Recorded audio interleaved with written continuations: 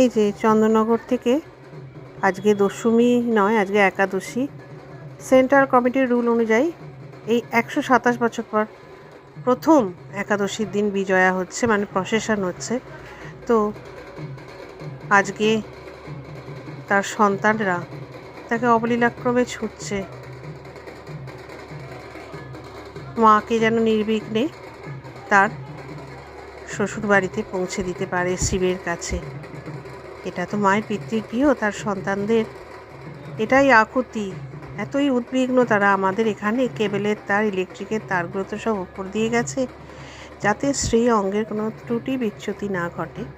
তাই জন্য তাদের কি চেষ্টা দেখুন, যেন এতটুকুও খুঁত না হয়ে যায়। খুঁত হলে তো ভালো নয় সেটা। আমার একটাই কামনা, মাগো বৎসর আনতে তোমার শ্রীচরণখানি যেন আমরা পূর্ণ উদ্যমে পূজা করতে পারি। জগতের সবাইকার মঙ্গল করো মা।